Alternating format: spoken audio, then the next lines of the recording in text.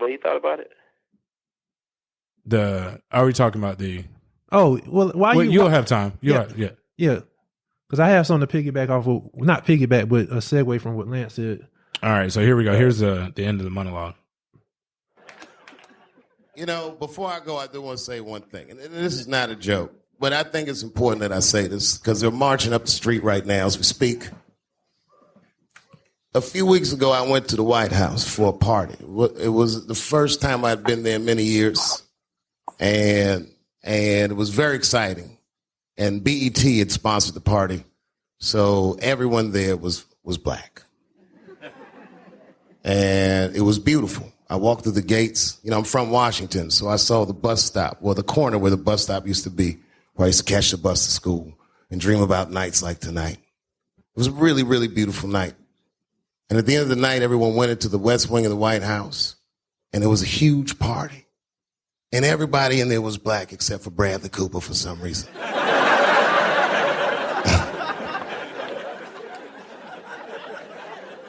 And on the walls were pictures of all the presidents of the past.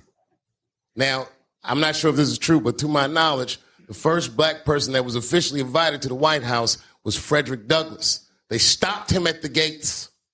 Abraham Lincoln had to walk out himself and escort Frederick Douglass into the White House. And it didn't happen again, as far as I know, until Roosevelt was president. When Roosevelt was president, he had a black guy over and got so much flack from the media that he literally said, "I will never have a nigger in this house again." I thought about that, and I looked at that room, and I saw all those black faces in Bradley, and I saw how happy everybody was. These people who had been historically disenfranchised. And it made me feel hopeful, and it made me feel proud to be an American, and it made me very happy about the prospects of our country. So, in that spirit, I'm wishing Donald Trump luck, and I'm going to give him a chance, and we, the historically disenfranchised, demand that he give us one too. Thank you very much. All right, so that's it. So that monologue, the way he ended that, has been getting play on every major news network, from CNN to Fox News. Well, I don't know if it's on Fox News. I made that up. Yeah, but everybody's been playing it in its entirety, even saying nigger. Mm-hmm. So what are you guys' thoughts on that? And you, Ham, you start. Well, let's get Mike first, Mike, because he sent us to put us on first on the meeting. Mike, go ahead. I think that really that monologue actually spoke volumes, and it's something that a lot of black people already know, most. And to me, I just feel like, kind of echoing back to what Christian said earlier, just as far as tired of having the conversation. Because it's like when that gets played, then I guess a lot of people start, a lot of white people may open their eyes and say, "Oh man, I feel, that's terrible, that's awful. I didn't think about it like that." Yeah, I mean, oftentimes they don't have to think about it like that. That's the privilege that they're afforded. So it is, it kind of just brings it all back for me, and still, stuff is still a little raw for me right now, still a little irritating, not unexpected, but as it relates to that, it's just something that I already knew, but I think it's one of those moments to where it may possibly help other people see and get an insight into what we really deal with and, on a daily basis, and how we've continued to push forward in the face of adversity. And this is an adverse situation right now. So, question though, does everybody agree with everything that he said?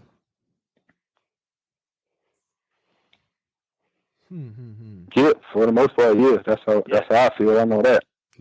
You too, Lyles? Yeah, for the most part. I wish he hadn't said the last part. Yeah, that's why I'm kind of silent too, because then when you said how many avenues is getting played on, see what the white mind does, they'll take everything that he said before and just listen to be like, hey, look, even Dave Chappelle says support Trump, give him a chance. See, they got filters on, rose-colored glasses, and what that did is that just added an extra layer of tint on there for me. Yeah, I wish he didn't said the last part. Yeah, because let me throw this in real quick, because I was one of the people that actually was on like the the give Trump a chance bandwagon. And that was real short. That lasted like a week.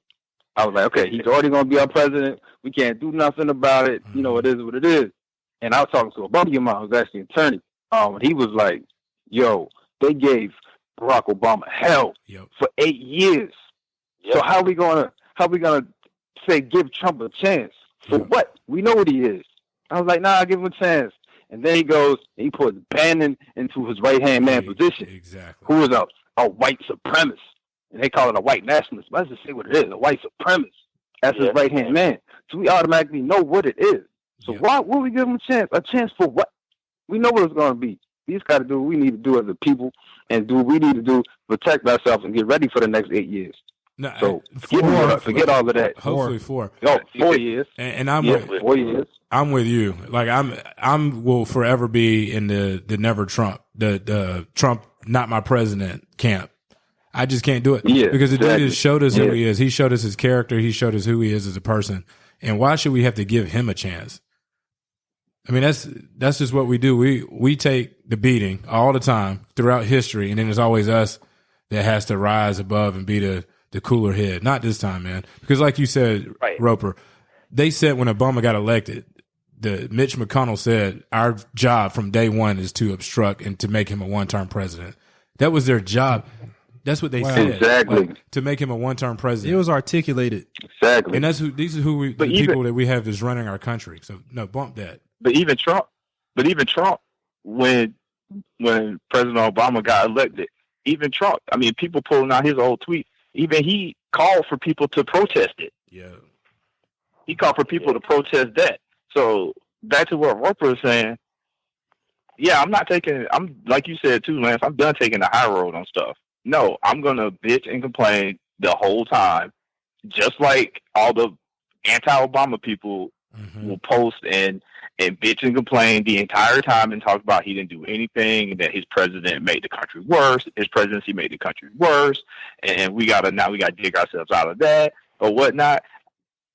My only statement to everybody is just like I said on the last one: you made your bed by voting for Trump. Now lie in it. Whatever happens is that blood is on your hands. And the dude doesn't even respect whatever happens to this country, it's on all those people that voted for him. And I'm not gonna. And I don't have to support him. Now I don't feel the need to, and because he doesn't support me. He doesn't. If the president doesn't represent you, why would you support him? Yeah. He doesn't represent us. And we're not in North Korea, so we don't have to. We don't have to. Yeah. Right. So we can, and that doesn't mean I'm going to walk around with fuck Donald Trump t-shirt on like every day, or I'm going to sit on Facebook and every day post about how much whatever, but I'm going to continue to live my life how I live my life. But at the same time, no, you will never see me post any pro thing. You'll never see me walk back. Even if we have a presidency, if Trump somehow miraculously turned our economy around and did some good stuff, fuck him still, because he doesn't. Exactly. He still doesn't. Yeah. It's a bunch of shitty people that's good at jobs. It doesn't matter. That doesn't matter to me. What matters to me more is that we have a hate monger representing our country. And real quick, Sam, I still want to hear your point, what we were talking about earlier, but something you just mentioned, Lyles, is that, trust me, I have to restrain myself. You don't know how many times I've been on Facebook and hit the backspace to delete what I wrote, right? Because I know that I'm not in the position to where I can voice my opinion. I'm not talking about anything like derogatory or hate-filled, but just voice my opinion without any retaliation, whether it be from people I do business with, from people I work with, because that's just the way it is for us, right? We don't have that luxury to where I can just say, I support who I support. This is how I feel about it without me being without fear of retaliation in some form. And that's the sad part too, because I cannot stand this dude. And I honestly look at people who vote for him. And again, this is random, but I was in Charleston yesterday for work and I saw a car sticker that had "I'm deplorable." So to me, it pissed me off all over again, because what Hillary Clinton said is that half his supporters were deplorable because they were racist and bigots. So if you say that you're part of that half, then you're basically, why don't you just put I'm racist on my bumper sticker? Yeah. So like, what kind of like badge of honor is that when she defined what deplorable was? So I don't know. So that's and they love that thing. That's why I guess I'm still mourning. No, I guess I'm at a place now to where it's definitely irritated me, but like I look at them as some damn ass clowns. Like those are like idiots. It's like they're like trolls. They're trying to provoke a response out of you. 9 times out of 10, you're not gonna get out of me until you like actually come at me like for real with some shit. Then we got an issue. Now you got a problem. But as far as that stuff, I mean that's just me. And as far as Facebook and all that stuff, I actually have a relatively small circle anyway. So most of the people I even interact with, if they were Trump supporters, I wouldn't see it or wouldn't know it. And if it was someone that was, to be honest with you, you can call it petty, you can call it whatever, but delete. There's a delete button. I don't have to be a Facebook friend with someone who is an open supporter of a bigot. Like I'm cool. I'm good on that. Yeah. So all the Facebook I got a question. Stuff, I got keep all that. I got a question for y'all. Piggyback off of that. What do you think about people saying that?